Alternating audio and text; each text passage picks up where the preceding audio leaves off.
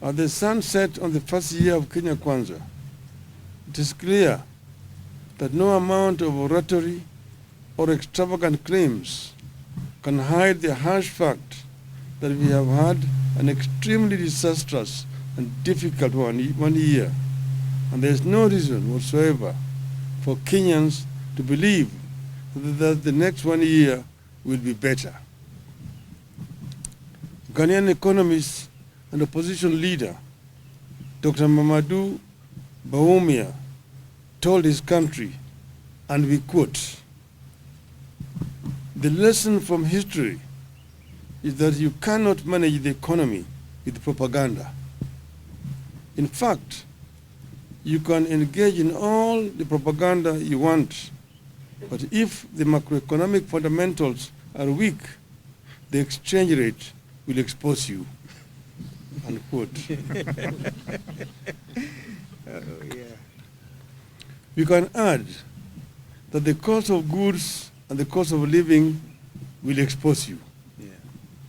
Despite the rhetoric, despite the eloquent words and the confusing figures, Kenya Kwanza has been badly exposed on all fronts. As we begin the second year of Kenya Kwanza regime, it is clear we are in a reckless race to the bottom. At midnight, the cost of diesel went up by 21 Kenya shillings. Paraffin exposed Kenya Kwanza when its price went up by 33 shillings. Petrol exposed Kenya Kwanza after rising by 16 shillings higher. You cannot manage economy via propaganda. 1 year, all indicators point to the fact that life is deteriorating, not improving. The cost of every item that is basic to life has gone up. In the last 1 year, the following have happened. 1, the price of 1 kilogram of sugar has gone up by 61%. 2, the price of 1 kilogram of loose maize flour has gone up by 9.6%. 3, rent for a single room rose by 2.8%. 4, the price of 2 kilograms fortified unga has gone up by 8.1%. 5, 50 kilowatts electricity has gone up by 68.7%. 6, 200 kilowatt electricity has gone up by 48.8%. 7, 1 liter of kerosene has risen by 31.1%. 8, a liter of diesel has risen by 28%. 9, a liter of petrol went up by 22.1%. 10, wines and spirits went up by 9%. We hasten to add that these price rises were before the developments of last night.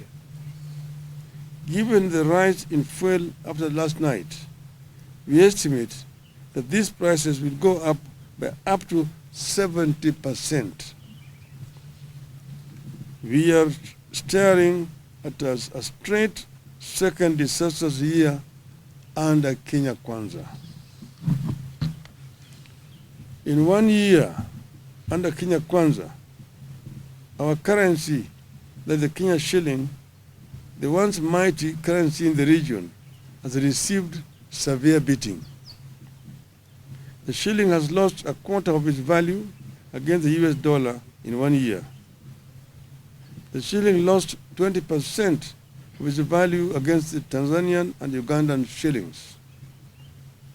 In August 2022, the shilling was trading at 120 for $1. A year later, the shilling is trading at 150 against US dollar. And if you go to the banks, they sell it to you at 154. The fall of the shilling comes with a great price that includes escalated costs of imports, including food. It puts tremendous pressure on parents seeking to take their children abroad or those who want to seek treatment outside the country.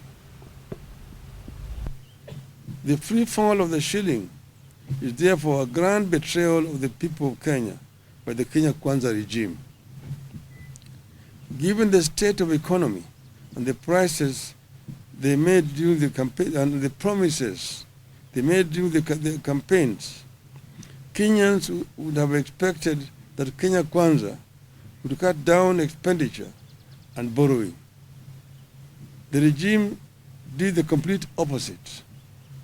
Kenya Kwanza increased spending by 400 billion shillings, spending money it does not have and raising it by extorting more taxes from the suffering Kenyans. The taxes rose at a time the overall economy has been contracting. In the second quarter of 2022, which is the first era of Kenya Kwanza regime leading into 2023, the economy grew by only 5.2%. In a similar period in 2021, it grew by 11%. The regime resorted to more borrowing, ignoring the warnings that we are in debt distress and at the risk of debt default. Without blinking an eye, the regime went against its promises to reduce borrowing and did the complete opposite. Kenyans responded to this turn of events by trying to steady their businesses, especially the small enterprises. But those efforts were in vain as interest rates rose through the roof and more taxes hit those businesses. Only the government can now afford to borrow at the astronomical rate of 17% or more from the domestic market. In other words, the government is competing with the private sector in the domestic financial market. The result has been that micro and small businesses are struggling, defaulting, and folding up, while the larger private sector is at best stagnating or equally folding up. In the last 1 year, the proportion of micro and small businesses defaulting on loans has increased by 17%. Today, 6 out of 10 micro and small businesses are either paying late, paying only a part of their installments, or are unable to pay. Inflation is driven by the cost of food and fuel.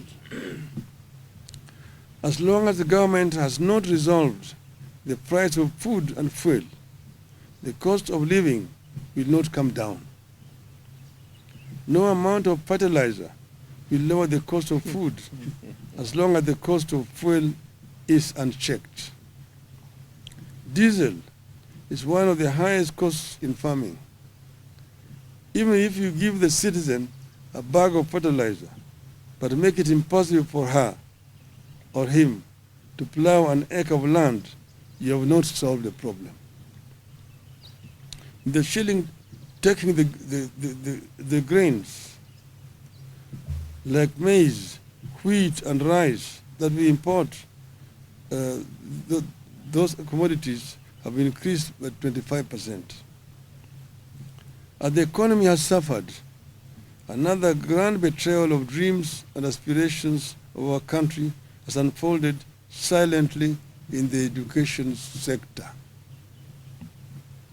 As a party, we believe that we cannot neglect education no matter the magnitude of the economic challenges which we are grappling with.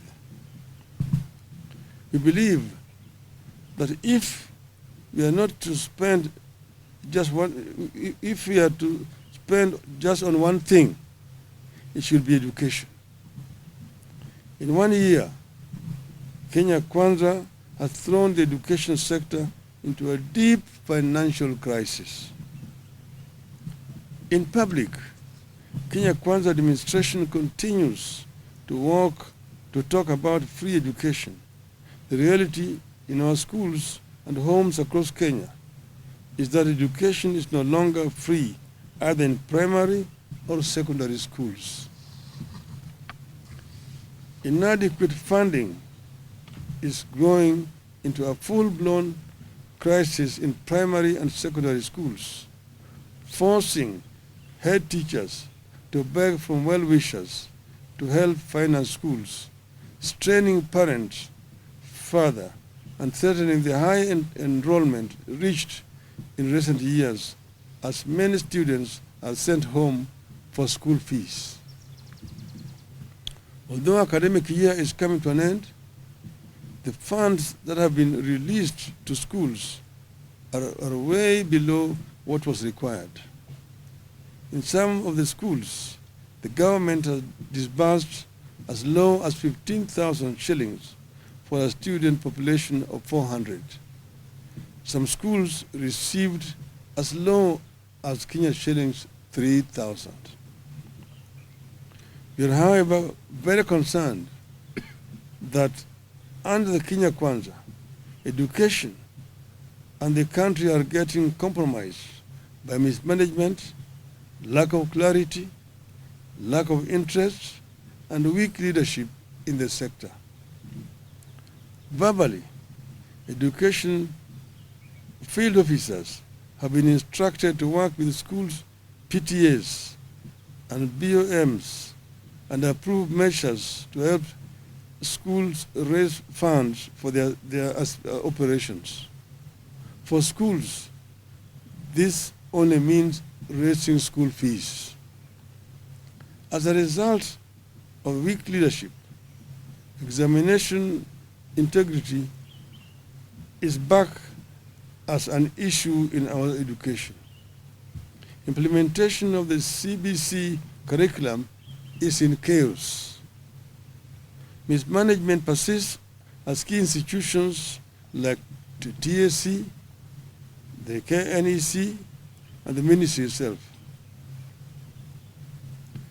Inequality between public and private schools is rising. The quality and capacity of day schools is deteriorating. But more worrying is that parents are being forced to pay for this chaotic and poor quality education. In the first 1 year under Kenya Kwanza, the cost of education has gone up by 225%, but the quality is not guaranteed. Fellow Kenyans, this has been a disastrous 1 year under Kenya Kwanza, and we have no good new or encouraging words to offer. There are strong indications that the things will get worse or remain the same. We, however, refuse to ask you to tighten your belts. You have done enough. The ball is squarely in the court of the regime. They either act or await the fate that has fallen other insensitive and incompetent regimes across the continent.